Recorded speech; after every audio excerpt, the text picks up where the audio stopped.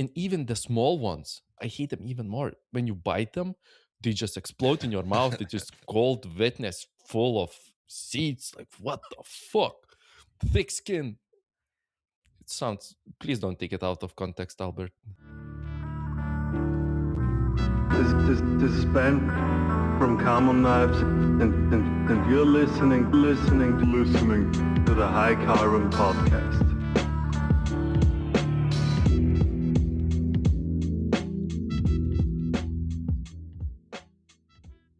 Welcome, guys, to the High Carbon Podcast. We had a little mishap this week, didn't we, Albert? Did we? We had we might have had a little bit of extra audio at the end of one of our episodes. Wasn't planned, and sometimes after the podcast, three of us just chat about stuff that went on during the week, or maybe about things that people might have talked about or sent us messages through the week about one of the podcasts. And unfortunately, a little bit of that got onto the end of one of the episodes, which is now fixed. It takes a little while for everything to sync up. But a few of our listeners' names were mentioned on the air by accident, and it wasn't on purpose for the people who, I mean, it wasn't anything bad, but it's not, I think that we shouldn't be calling people's names out. And when you guys say stuff to us, it should be anonymous, unless it's something that you wanted to say, and come on the podcast and we can all talk about it openly. But anyway, that stuff's fixed. Hopefully it doesn't happen again by accident. Those things happen. I think Albert was changing up an episode, and then an old episode got uploaded by accident. Everything's fine now. So how about Polly starts off with his week? Did you do anything? Actually, I have loads of shit to tell about. I'm actually making some progress on my update for the furnace model, which is my flagship model, and it sucked so much for the past few months to just reply to messages that sorry, this model is being updated, blah blah blah, because I planned it to work on it on November, but as you remember, I had a big YouTuber come to my shop. I was flooded with orders, and it just got delayed. I ran out of stock of old cutout blades, and I did not really want to make something that would become just a money grab. It becomes deprecated in a few months. So I'm making really good progress. I made some CNC machined handles for it because they do add way more weight to the blade itself. I noticed some things that I want to change up a little bit. So I was pretty bummed at first that, oh, God damn it, I have to change some stuff. But in the end, I'm really happy because I caught it. And just today, I made a fix for that, changed the geometry of the handle, and it feels way more comfortable, at least in the 3D printed sense. And I will have to make more machined handles, and especially in G10. And I'm making very good progress with that. And I also had an awesome trip on this past weekend to Latvia. I went abroad to the next country. And look, I had a beef with Latvia. I don't know if we have any Latvian listeners, but as a Lithuanian, I had a beef with Latvia. I thought they are inferior, that it is bullshit. They use way too much red in their street signs. The lining on the red round is way too much. They have a lot of red buildings, and I think it comes down to their flag because it has a lot of red. Maybe some surplus paint. I don't know, but What's wrong with red? I don't know. I don't like red. I just don't like red. So you hate my logo? I wouldn't say hate. Hate is a very strong word for your logo. You don't look. I think the take care knife of is dominant first before you shit on me. It's okay, sorry. I need to Okay, so I had a beef with Latvia, and in my past trip I got like 2 tickets for parking in Latvia. They use this fucking bullshit where you need to have a physical clock on your windshield for parking. What the fuck? It's like 2026. You can use apps for that. And I got like two tickets for 70 euros. Well, I mean, I was really pissed, and I You're thought never going back. I'm never going back. But now I went back. I went to Riga, to the capital, and it's fucking amazing. It's so good. It's so beautiful. The old town is small, but I mean, I was going for the very first time to a Korean barbecue restaurant, which was fire. It was the best one that I've ever been, being the first one, but it was great. It was so good. Food is delicious, not too expensive. People are very nice. I love countries where they speak to you like you are a native. You know, you look like them, and you say, "Yeah, I don't know Latvian. What the fuck?" you know. Uh, had some good drinks, ate some good food, went to a concert. I loved Latvia. Went to the seaside because they have a lot of seashore. So it was a beautiful country. Loved it. So big love, Latvia. You changed my heart. Now I'm in love with Latvia and Riga. If you have a chance to visit Riga, just go for it. I think it's like, and I mean it like in the best way possible. It's like Vienna from AliExpress. It's really good. It's really good, but not as good as Vienna. Of course, there is no horseshit smell that is dominant in Vienna, but it's pretty good. It's pretty good. So I would highly recommend. Don't come to Lithuania. Just go straight to Riga. So Was that a that business was trip? my week. No, no, no. We just went away for the weekend to have something. It was a nice trip. Who is we, Polly? Me and my girlfriend. Yeah. We went to a concert. It was actually a very stupid concert. It was a Lithuanian band performing. So, yeah, So it's nobody's a ever really heard of good them. band. Eh, I've, I mean, we went to the biggest factory of chocolate in Latvia because we took a workshop on making candies. And the girl who was presenting all of that stuff, when she knew that we are from Lithuania, she was like, "Ooh, this band from Lithuania is actually performing, and I really want to go." So, you know, even Latvians know about them. It was the band called Catharsis, which performed in last year's Eurovision. It's really good. It's really good. They did not win, but it's not an Eurovision song. Who cares about Eurovision? Yeah, but it's a really good band. Really good band. So uh, that was about my week, Keith. How was your week? Well, I just wanted to say that we do have a guest on. I'm gonna finish my week. Albert's gonna say that he didn't do anything, and then we'll introduce our this week's guest. My week was lots of sanding again. The last time I'm gonna mention these belts because Albert still doesn't have them on his website, but they're awesome. I did have to change. I had to put a fresh 60 on. I'm on like 300 blocks now, and I had to change to 60, but only because there was a handful of blocks in the batch that were spray painted on one side, and the spray paint like jammed the belt up. But if they weren't painted, I definitely would still be on the same belt that I started with 300 blocks, which is pretty good. That's So impressive. I might have these other 19 belts for a while. It looks like. Bad business. Bad business. Yeah. I got all the Dama steel showed up, which was interesting. Trying to split up all the Dama steel for the Edge of Hope charity project that we're doing. They sent us a ton of steel, some really cool patterns. They got the new pattern. I won't even try to pronounce it. They're all crazy Swedish names, so that they're not easy to say. But we got flat bar and some round bar, and a nice big chunk of round bar that Pops Tomahawks is gonna make a special prize for one of the best knives. Voted on by the listeners at the show at Knife Show Austria. So you guys can come by and check out all the charity knives live in person and vote on your favorite knife. And I'm working on a deal with a special nano ceramic coating for knives here in Europe. So all that stuff's all set. They're gonna bottle everything for me. I just need to come up with a label design, and maybe I'll have some in time for Soling to bring with me, which would be cool. Get them out on the market and get some people trying them out. But other than that, I I was would love. sanding like all week. You would Yeah, love to try Keith. some if it's for free, right? Oh wow. You can read my mind. I would love to do some R&D for you. You just send me like 5 liters of it. It's fine. Yeah. It's no problem, buddy. I think you would have 5 liters for a very long time, even if you put them on every single one of your knives that you sold. Yeah, I would be able to try them out in unconventional ways.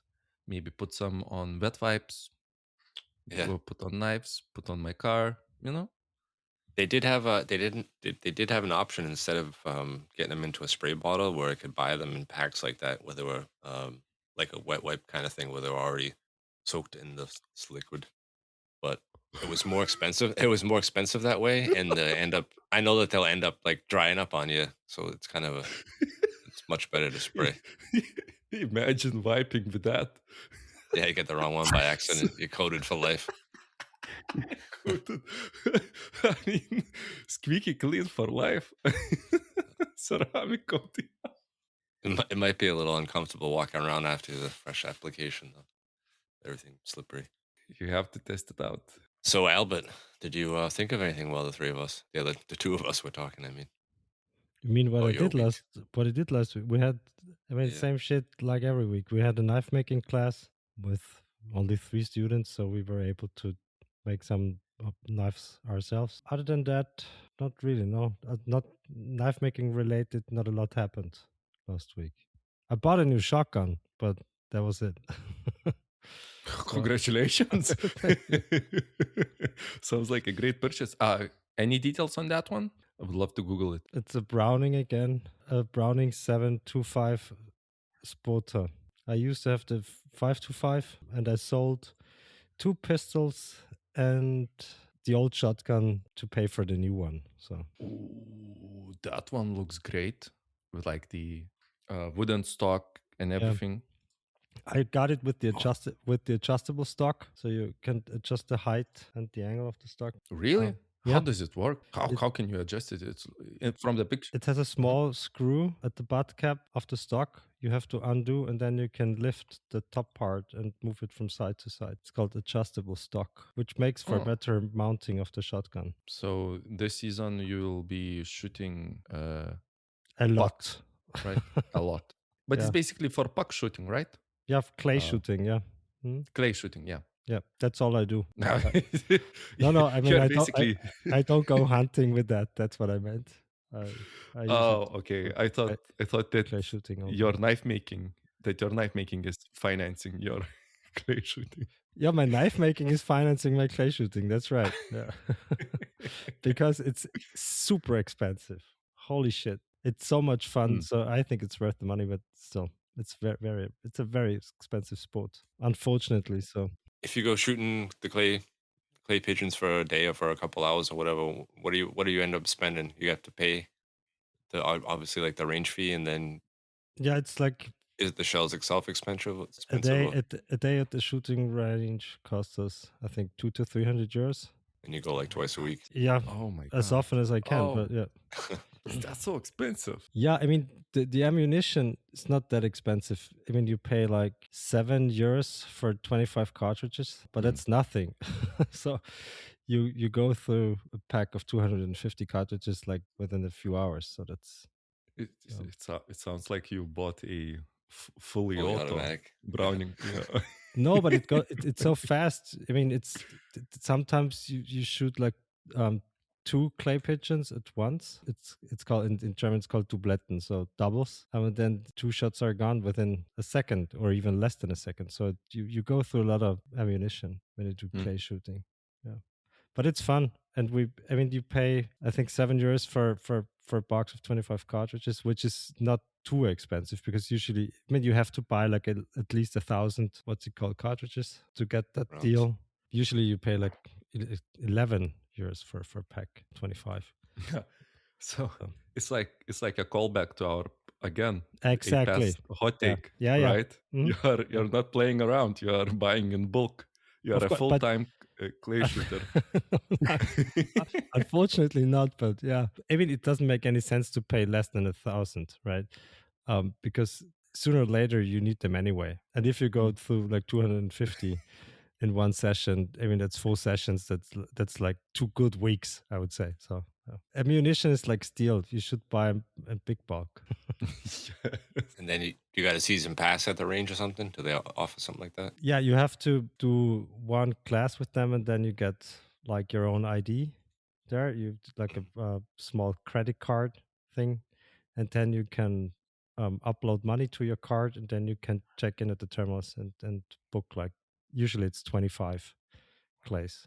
And 25 clays are at this shooting range. I think 13 euro 50 or 14 euros or something like that. And that's not a lot. So it's not a lot of clays. That's what I meant. It's a lot of money, but it's not a lot of clays for 14 euros. Then you can check in at the terminals all by yourself. So it's very convenient.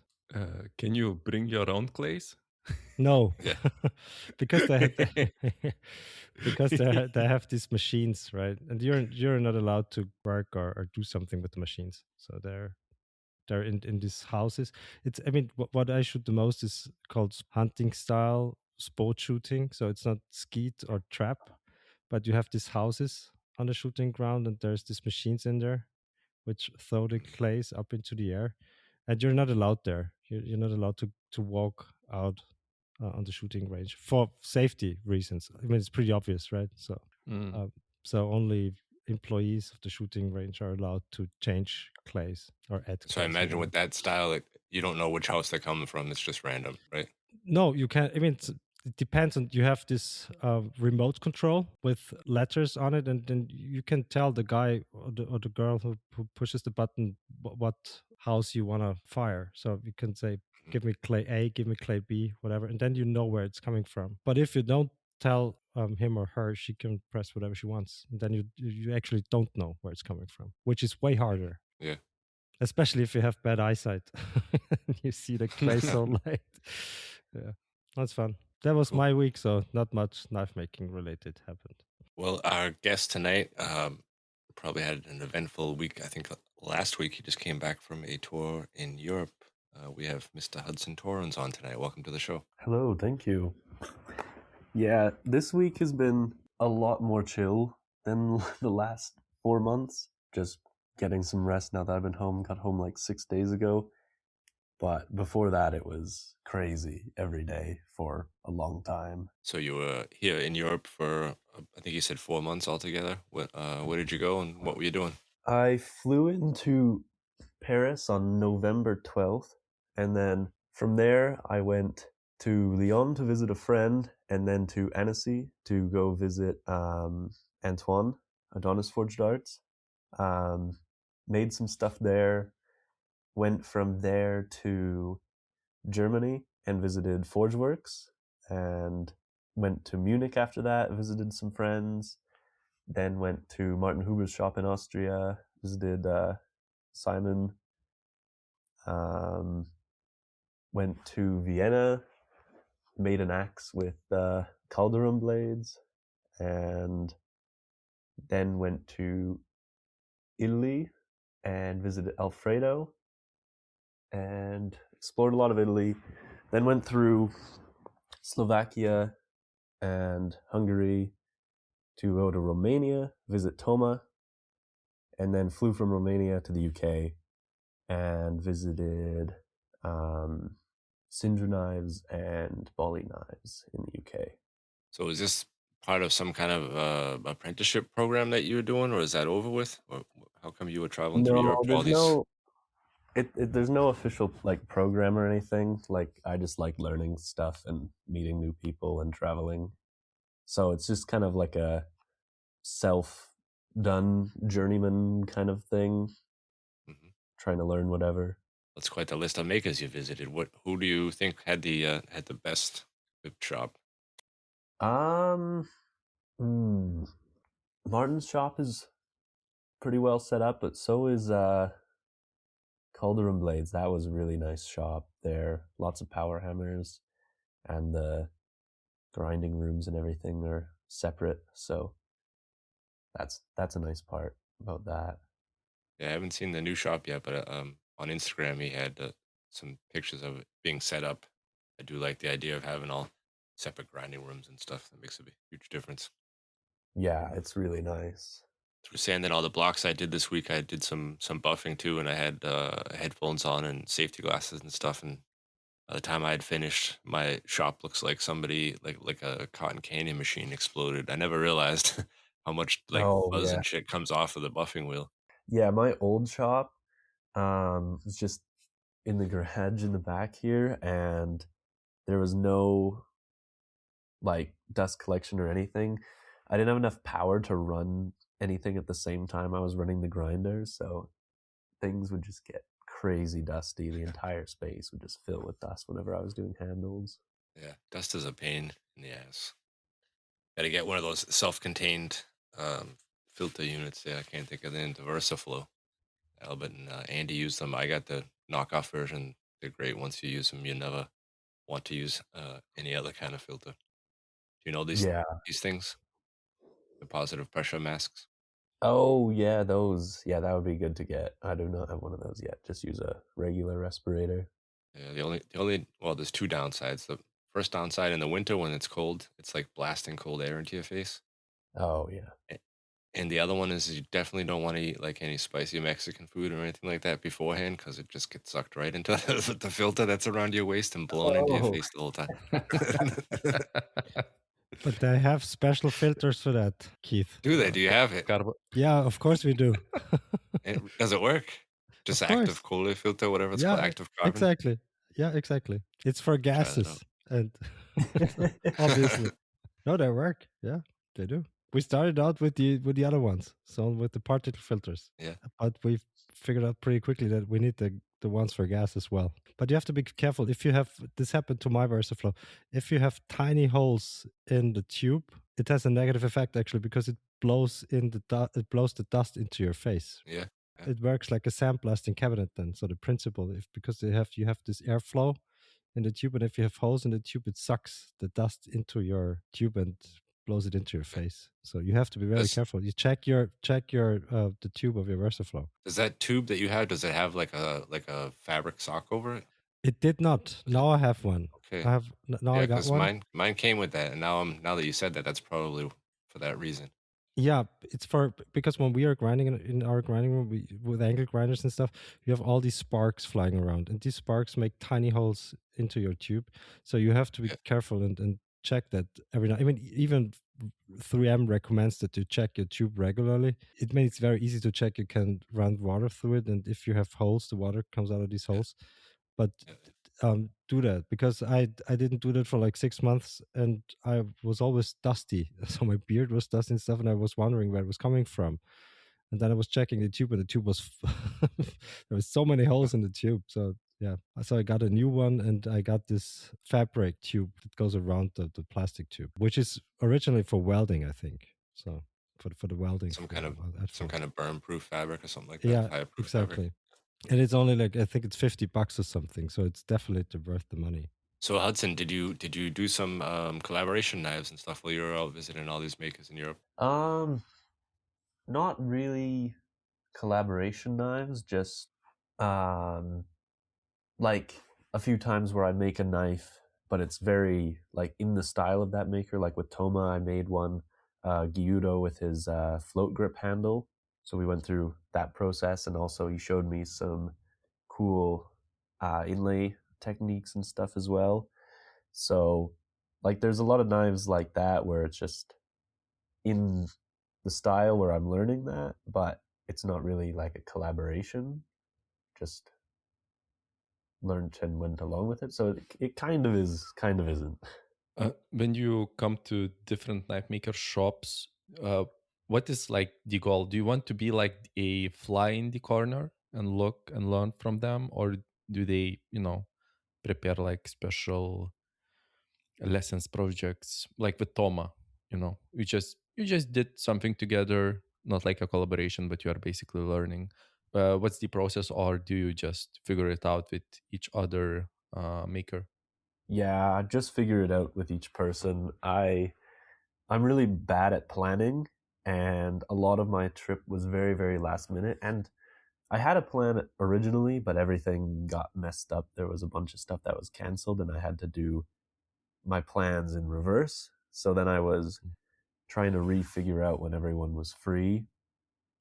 But yeah, just I kind of talk to them, go there, see what they want to do, make a knife, sometimes just have a chat. I stopped and had a chat with Ben Kamen in Austria too on my way over. That was fun.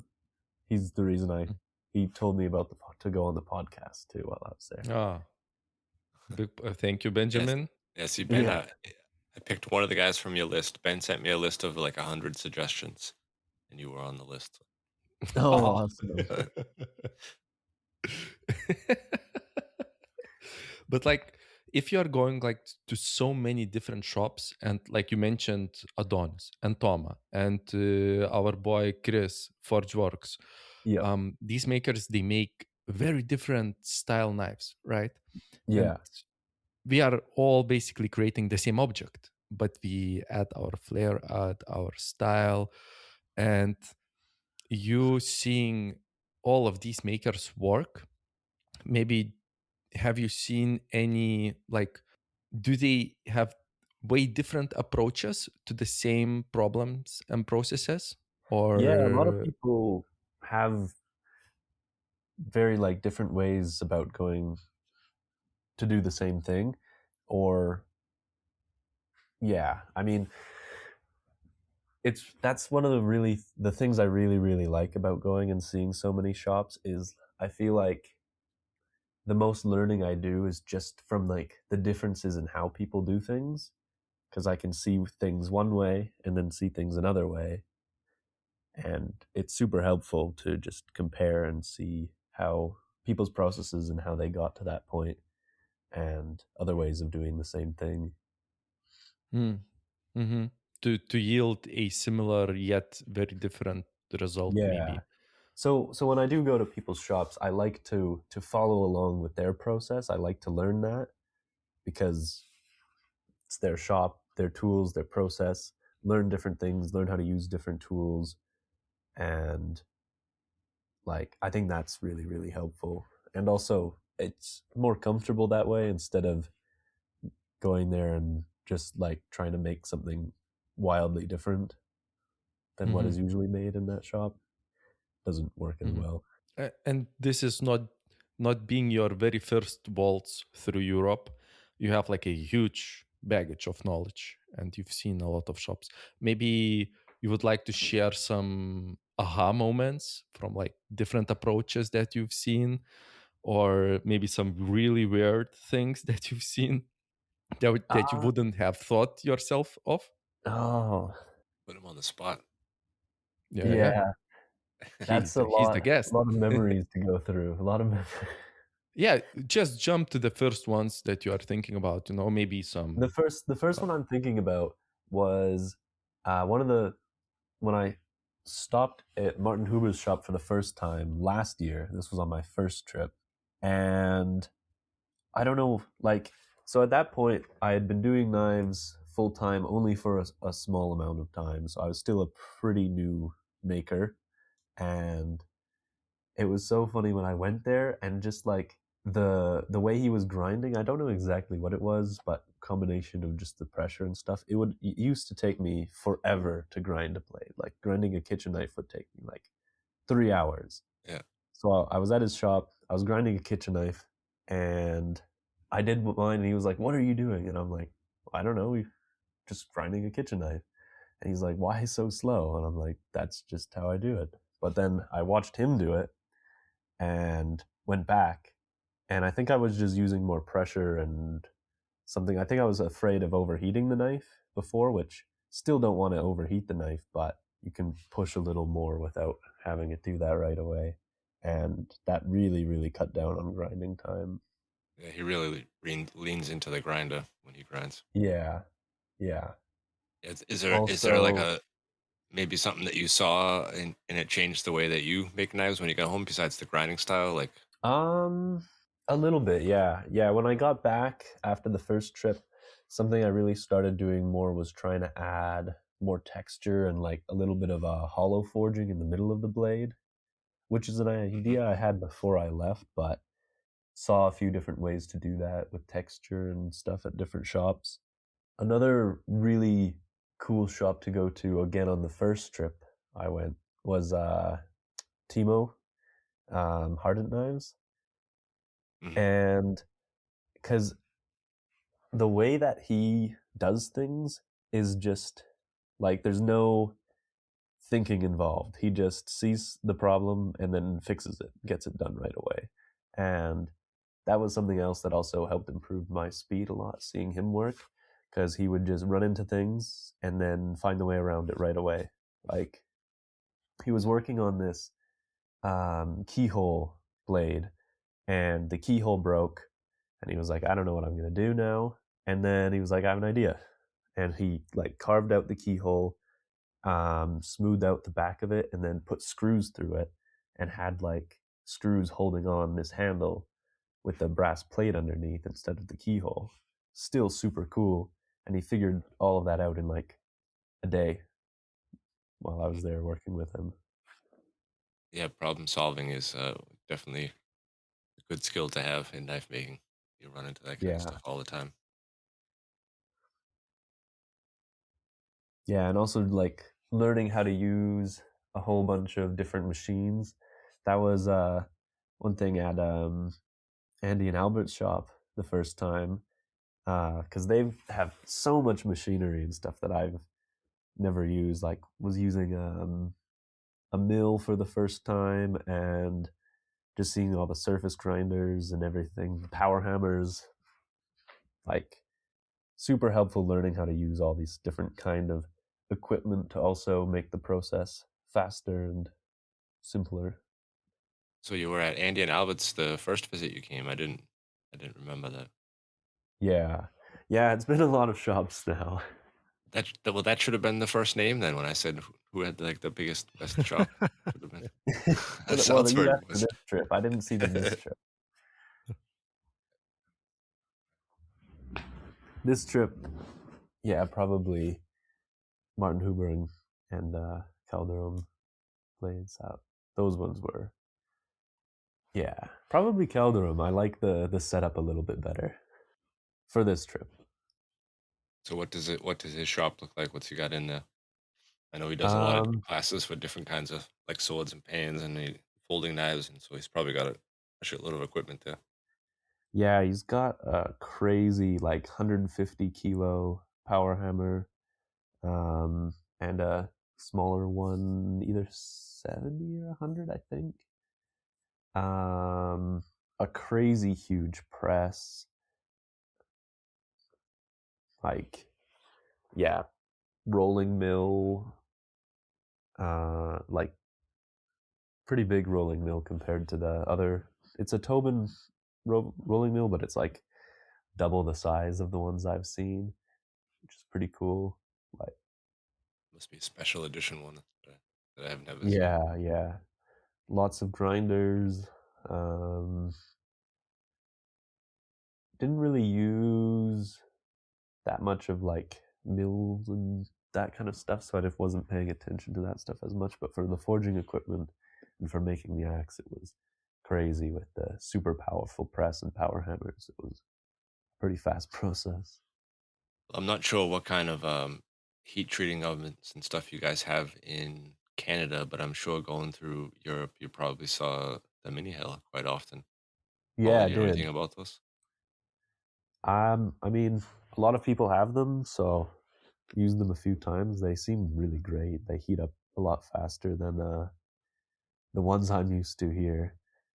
And yeah. Hudson, did you know that if you want to buy a mini hell kilns, you can use Carbon 5 at checkout to save 5% because they are sponsoring this podcast. And if you don't find any size that fits your needs, you want something smaller, but probably you want something way bigger, you can go and directly message Baltazar on Mini Hell's Instagram or on their website's email address, and he can make you whatever you want. And you can select from multiple PID controllers and easy peasy set it and don't forget it one to a very advanced one that you can use Wi-Fi and just, push buttons on your phone and, maybe remotely access it. I don't know, but it's so fancy, but, it's too advanced for me. And while you are on minihell.eu, you can buy not only kilns, but you can buy heat treatment racks and heat treatment foil. Yes, I had to pause again not to say oil. Jesus Christ, Baltazar needs to put on some oil onto that page so I don't make this mistake ever. So Baltazar, if you're listening, just get some oil. Just get some oil. Oil up, baby. So minihell.eu, don't forget it. Don't forget it. Carbon 5 at checkout. And now, back to the show. And Amazing. guys, I mean, every time live. By the way, I wanted to thank our listeners because they freaking delivered. We have also hot takes. So, Hudson, maybe we can dive into that. Maybe now, maybe a little bit later. But thank you so Sounds much, good. listeners. We don't do regular hot takes. These are all anonymous. And the bit is that I am presenting them as they are my own. And this time they are spicy as hell. Spicy as hell. I talked with the guys before the show about they don't know what they are. I just, vaguely talked about them.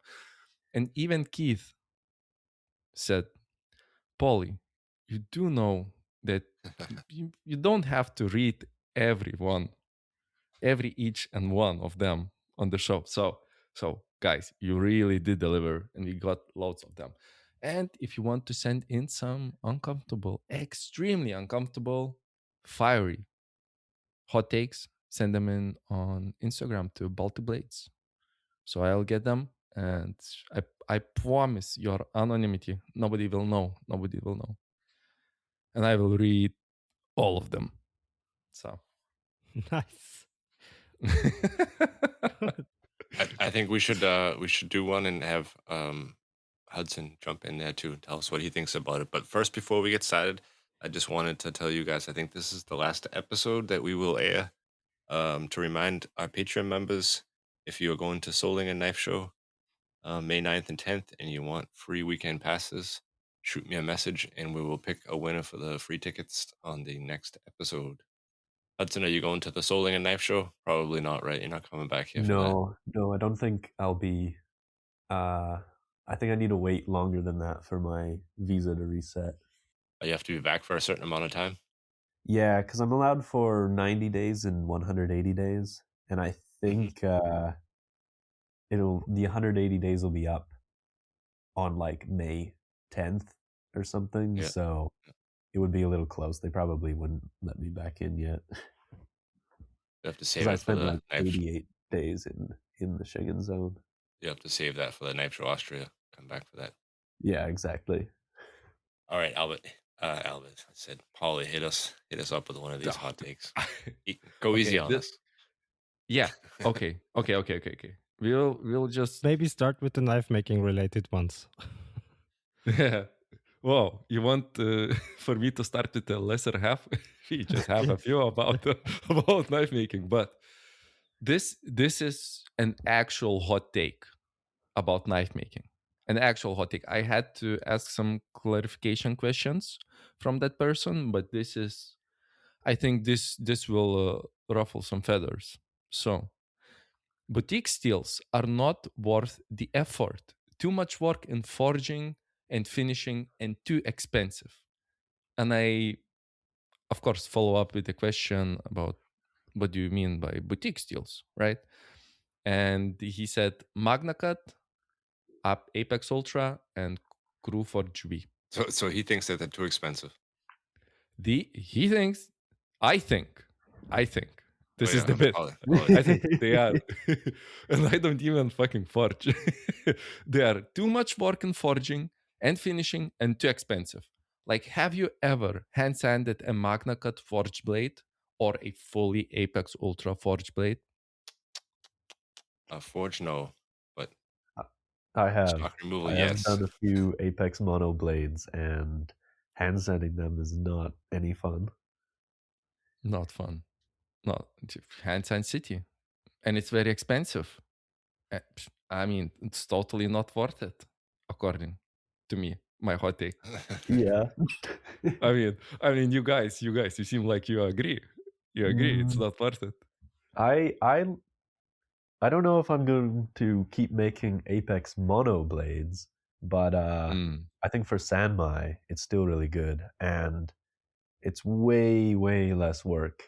And for hand sanding and grinding, even like an Apex monoblade compared to Apex Core, when I've worked with it, is just like it's not that much noticeably harder than working with like 50-100 mono to finish. If it's like a softer cladding on the Apex Core. And is it like a lot of work to forge a Sanmai? I guess it's stainless Sanmai Apex.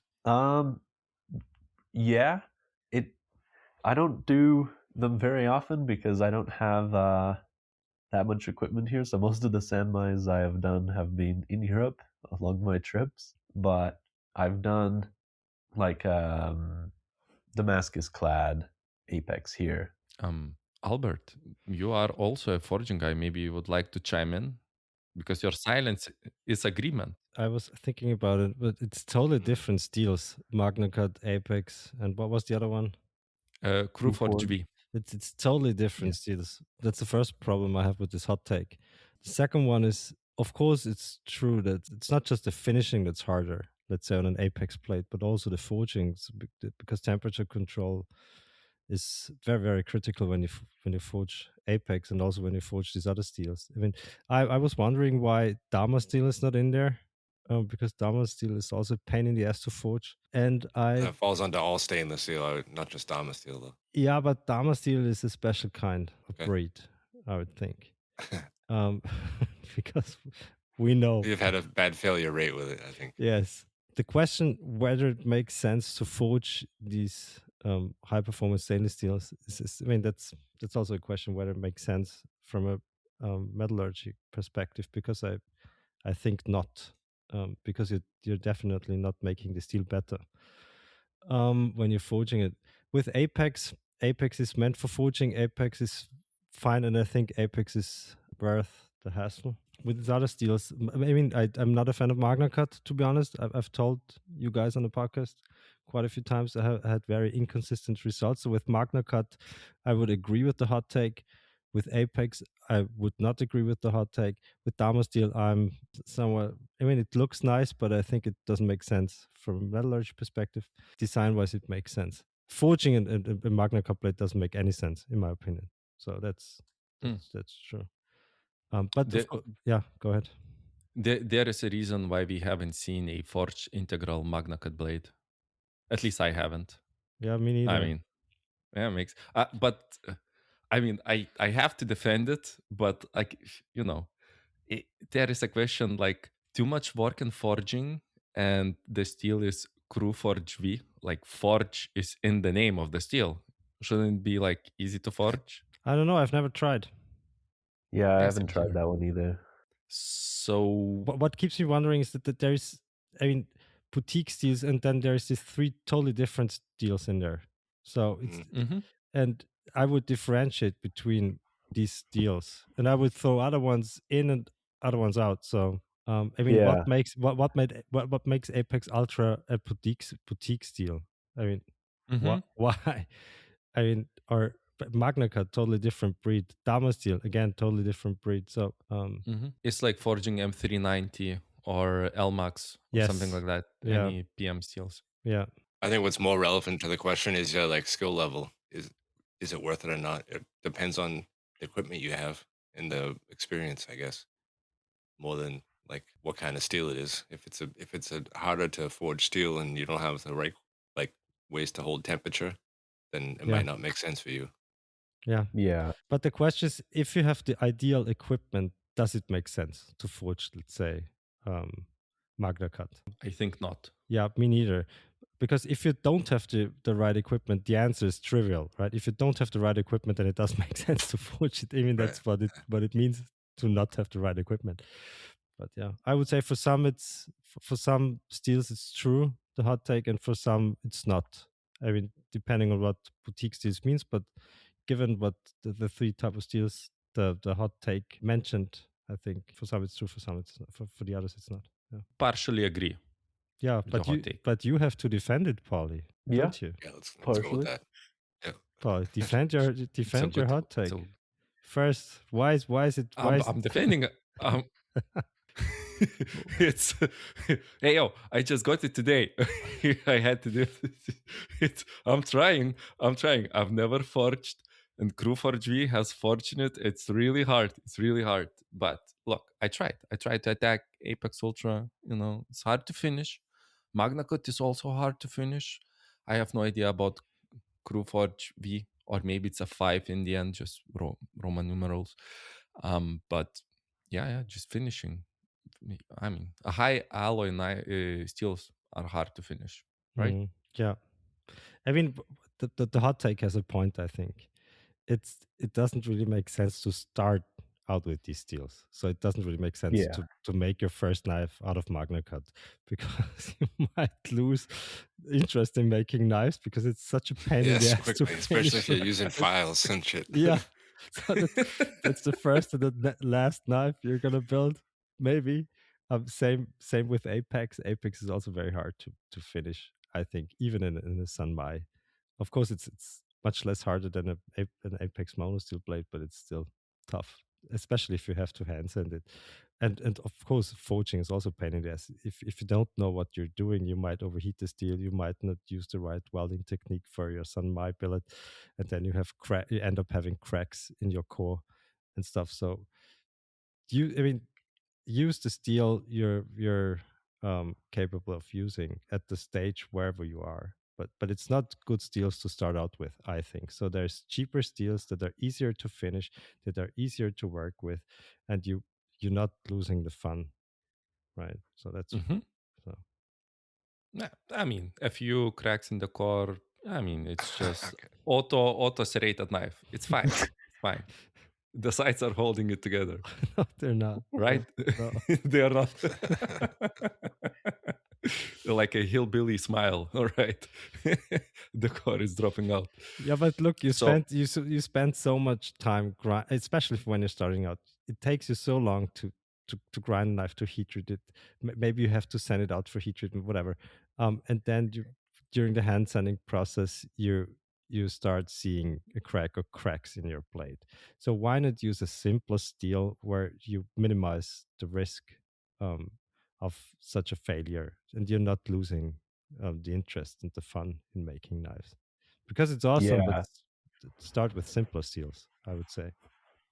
And that's less hard on abrasives too, so you're not going to be spending as much while you're trying to learn. Yeah, especially when you're starting out. I mean, belts are super expensive, sandpaper is super expensive. Why would you do that? Yeah, I agree. Yeah. So would it count as a defended hot take? No. Not your best offense, Paulie, but let's move on to the next one. God damn it. Okay. We got to If you are completely anonymous on Instagram and never show your face and your name is nowhere to be found, don't whine about how difficult it is to sell knives these days and how shitty the algorithm is. You are not doing anyone a favor calling yourself Dark Angry Dragon Forge Blacksmith. You could be a scammer from Pakistan for all I care. Yeah, I think that's true. We have I haven't got it in a while, but sometimes when I post stuff, it goes over to Facebook automatically, and I never use Facebook, but that option's always checked. And sometimes I would do a giveaway, or we mention stuff like about the charity project, and you get a few people that will message me from Facebook Messenger asking if they can be part of it too, because they won't be able to see the results on Instagram and they refuse to join Instagram and stuff. I mean, at some point, if you're gonna get serious in it, you're gonna have to go where the people are that are buying your knives. Like you said, these crazy, hard to remember names, they're not helping you. They're not helping anybody find or even know what the hell you're actually doing by your name. Like people should be able to know right away what you're doing and what you're selling. And how you look, and if you have a actual working bench, or do you squat down on the ground and do your work. You have to show it. 100%. Like the guy on the back of my t-shirts, right? Yeah, exactly. And like Hudson, you are, if I remember correctly, you were posting stories about your vaults through Europe, right? Yes. Yep. Showing different makers, and this is actually the building blocks of your story, from the people that you are learning. And I hope you finish editing some reels I about am. the journey. I finished editing a few reels, and I just have to do the voiceovers. But I kept getting sick, and I didn't want to record voiceovers all sick. But I'll do that very soon. Hmm. Hmm. It's Yeah, those are it cool adds videos. some history to it, Albert. Albert, what do you think about internet presence and making posts and reels and stuff all the time? You're pretty active with that, right? That's not what the hot take said, Keith. That it didn't say Uh, all the time, right, Polly? Yes, it did not say all the time, Good. but So then, this hot take. I'm gonna comment on the hot take you presented, not on the hot take Keith made. Right. I think if you're building handmade knives, you're building a luxury item. In my opinion, it's super expensive, right? So a handmade knife, let's say a forged knife, Damascus blade, whatever, is super expensive. So yes, you have to build trust, I think, or your customers, so that your customers see that there's an actual person. I think that's what Polly meant, that there's an actual person behind the product, that they are paying shitloads of money for it. And So yes. not only a person, but also a story. Yeah, yeah. I don't want to get into this because that's Ben come on all over again now. But Yeah. I don't care so much about the story, but I think you should be visible somehow. I'm not the right person. I'm not very active on Instagram, but people know that there's actual persons behind our brand or shop. So at least we Mhm. managed to I show people mean, that. this. I think this also includes not only the face, but you yourself working and showing the process. And I think it really, really helps build a foundation of you as a crafts person and expert. You don't have to, just do a talking head videos all the time or just showcasing your knives. But I think the worst thing that you could do is just having your feed be like a product page, and then people will view this only as a product page that could be maybe drop shipped, maybe, I don't know, OEM, whatever. Are you really the expert on your own knives? Mm, And by yeah. showing small bits, and it doesn't have to be constant, it can be every like 12 reel that you post. But if you show that and people can easily find it on your grid, I think I am doing this way too little, but it really helps and builds trust in you as a brand, as a person, and don't name yourself Dark Angry Dragon Forge Blacksmith. No, this makes no sense. Yeah, I see a lot of makers that like, or newer makers that maybe start following my page, and they'll have like two posts. They don't write anything on it. It's just a picture, and then the only time you ever hear from them is a story, and the story only stays up for 24 hours and then it's gone. So these are like really really short things, and if you don't do them consistently, um, somebody will search your name and just see like a page with like three pictures on it, and that's it, which doesn't help very Hmm. much either. Mm. Like the least thing, the last thing that you could do, the best thing that you could do, if you don't want to do any posting, you love posting on stories, just add them to a highlight. I Yeah. mean, then people can rewatch them, just group them by category, and this would be great. I think the first person that I saw in my early days was Noah Vachon when he did his 2 cents series of stories where he just taught his audience how to do this and that thing, and how to do handle finishing, and how to do diamond grinds, and these things are all in the stories, and these are adding up. This is why I remember him as a craftsperson, because he showed how he did his work. Not only he shared with other knife makers, but he also showed his expertise. And if you are showing just the product as a Dark Angry Dragon Forge blacksmith, don't bitch about sales. Why would people? Why? why would people buy your knives? I just had to do a quick search to make sure we weren't crapping on anybody's name. There is that doesn't exist, but there's a few that are very close to it. Just a few words moved here and there. Oh no! Okay. I have a follow up, if I may, that goes against the hot take you just mentioned or said. I think Instagram is overrated when it comes to customers, by the way, because I mean, we all watch the stories of other knife makers, but I think it's mainly other knife makers who watch stories of knife makers. I think I think you're no, I'm not done.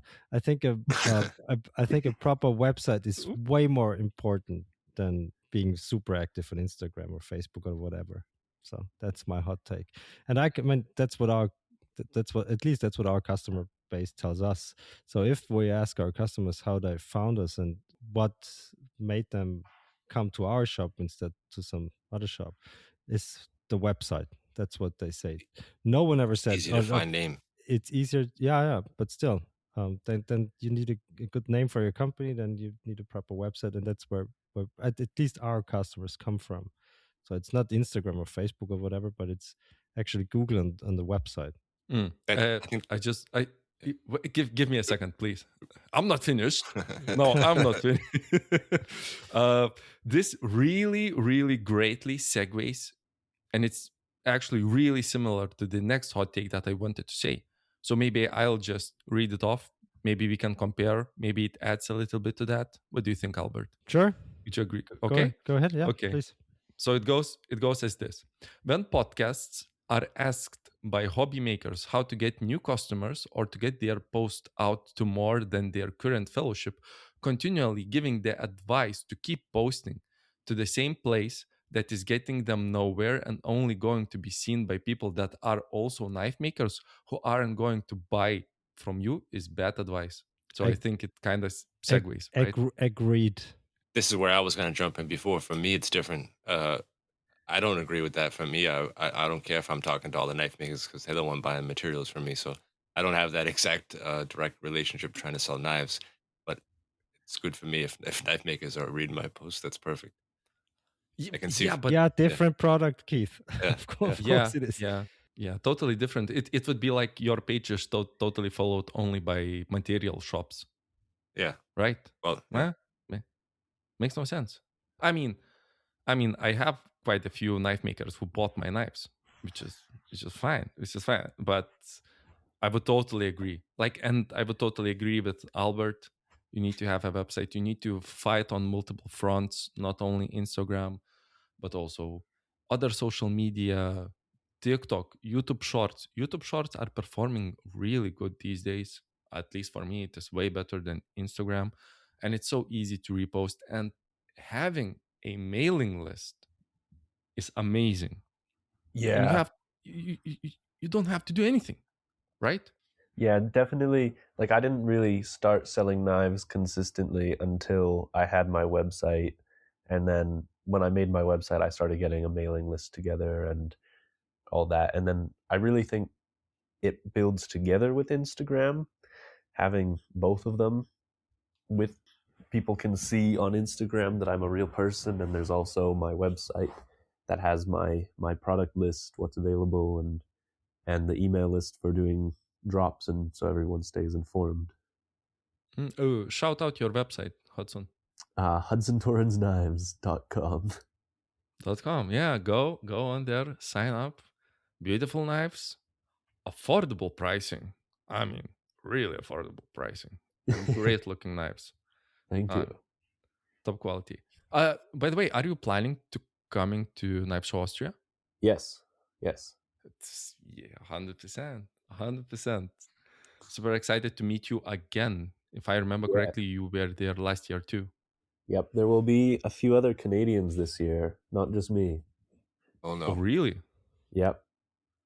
It's about time. Someone I know from Toronto is coming, Bad Llama Forge, and Casey Valinsky will also be coming, Lynn Valley Forge.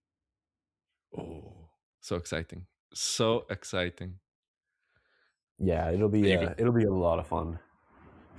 Are you gonna have your own table there, or are you just visiting? Yeah, my own table. I think having the email list and like posting when you or sending out emails when you're gonna have a drop just like adds that sense of urgency to people that they have like this limited amount of time to grab it before somebody else gets it. I think it's not Yeah. a great idea. Yeah. Yeah, that definitely worked a lot for me, and that was, yeah, very important part of actually starting to sell knives. They can go a step further, and like Paulie does, he has a secret group on Facebook that you can't get into unless you've bought a knife from him.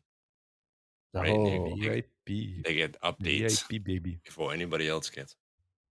that's pretty cool. Mhm. Oh, yeah, it's a private group, and with every knife order, I add a 3D printed QR code to that. So only people who have my knives can enter, That's awesome. possibly. Yeah. It's like building a community of already owners, and they have already bought into the brand. And I love how they are sharing pictures of the knives in the Yeah. wild.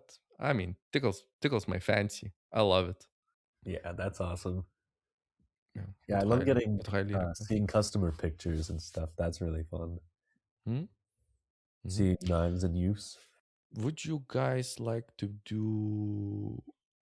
We are already out from the normal ones. Every other one is unhinged. Would you like to do a mild unhinged one? Sure. I'm curious. Sure. All right, let's do the Okay, mild but- unhinge, and Hudson's gonna answer first.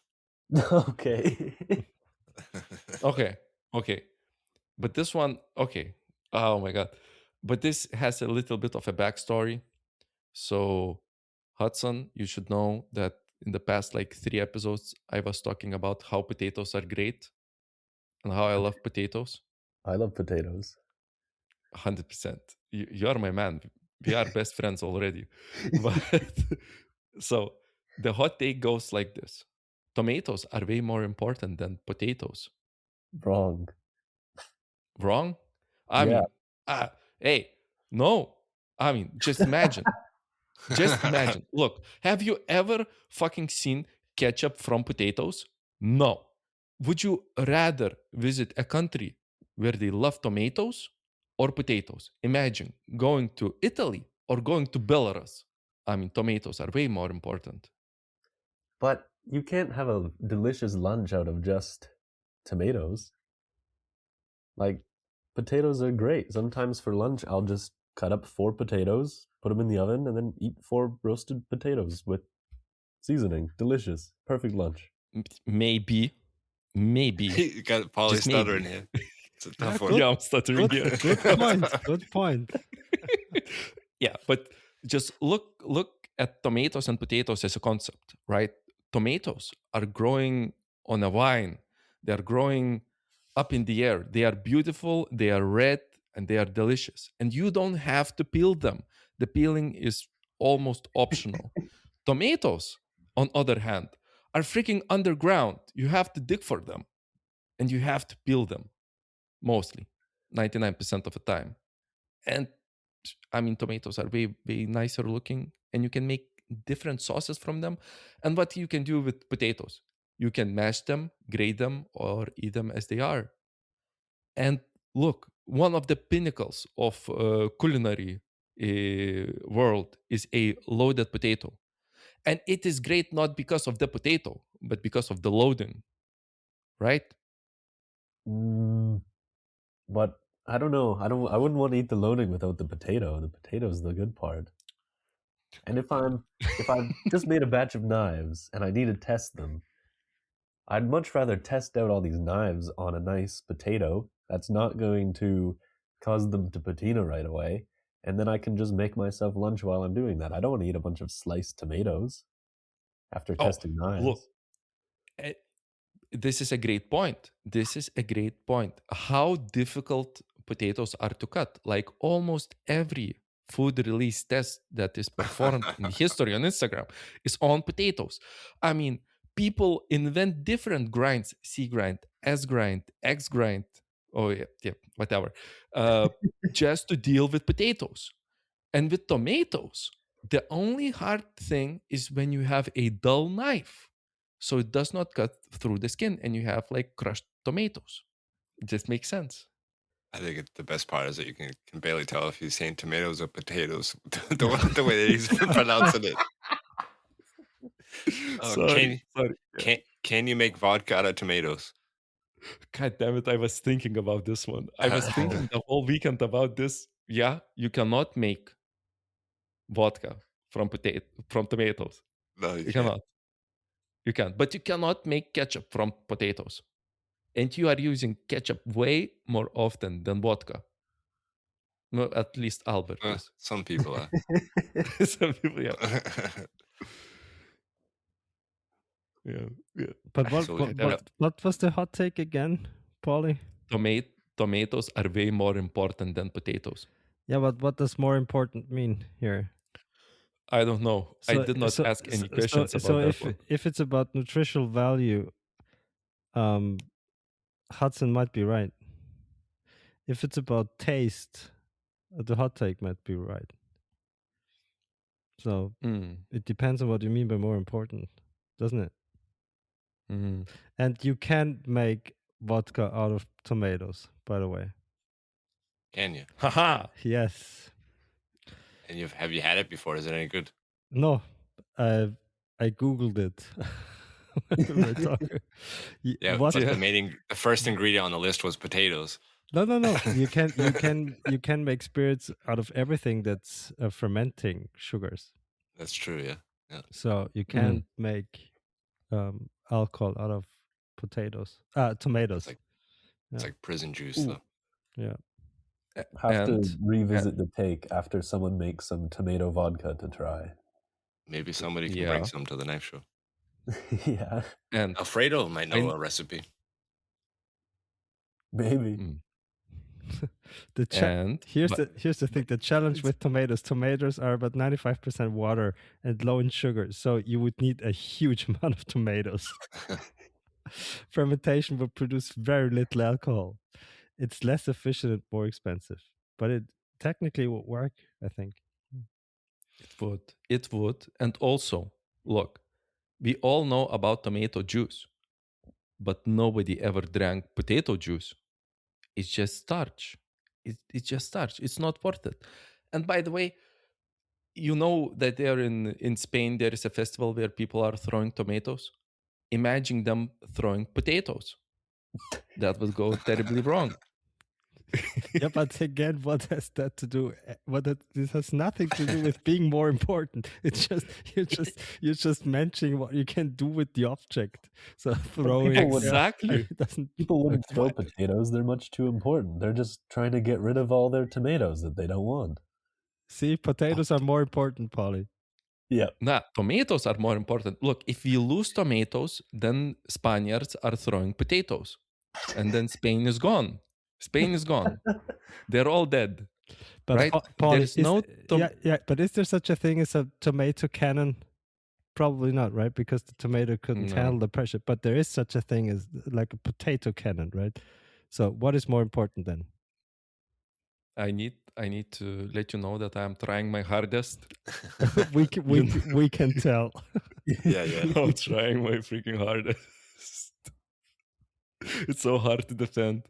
I mean, even tomatoes are giving me acid reflux. It cannot eat them. It's so terrible. But I mean, ketchup. Yeah, but ketchup is mostly sugar, isn't it? So, I mean, it's the building block of our civilization. Really? There is yes, there is no. That's what you think. Okay, it's not the Enlightenment. It's not science. It's the tomato. Okay, it's not potatoes. It is related with enlightenment and science. We have this saying here in Lithuania that only university students say, because they are really poor. There is no bad or spoiled food. There is only too little ketchup. So ketchup is allowing for scientific people to survive, to reach enlightenment and science. And potatoes? Pfft. I spit on potatoes. I spit in your general direction. Okay, you tried your best, Polly, but I tried. yeah. Yeah. Okay. It was really hard. But the person knew that he was putting me in an extremely tough spot. Potatoes all the way, boys. Potatoes all the way. I love Yep. potatoes. Potatoes win. Yeah, 100%. All right. Before we call this a show, Hudson, is there any like new? I know you just got home, but is there any new projects? Do you have any drops come out? Anything you want to talk about on the before we leave? I have a lot of ideas, a lot of plans. I want to make some. I want to do some Damascus sandmine stuff coming up, and I want to try doing some takedown handles because I haven't made a takedown handle. Well, I've made attempts at takedown handles, but they have not ended up being takedown yet. So I want to do that, but I'll probably do one of my more regular batches pretty soon to get warmed up and back into the shop making stuff again. Haven't been back into the shop since I've gotten home yet. It's been snowing a lot and cold. Plus, rest has been good after a lot of sleep deprivation over my trip. Cool. So everybody can find you on Instagram at Hudson, Handmade Knives by Hudson, right? Handmade by Hudson, yeah. And we will be watching for those videos. Perfect. Out for us, so we can see all the makers that you visited. And it was nice having you on the show. And thanks for putting up with Polly's shenanigans there with these little hot take shows. Yeah, it was awesome. Thank you. Thank you for coming, Hudson. Thanks. Yeah. Perfect. And we will see you guys all next week. Yep. Bye. Bye bye. Bye bye. Bye bye. Tschüss. Wiedersehen. До widzenia.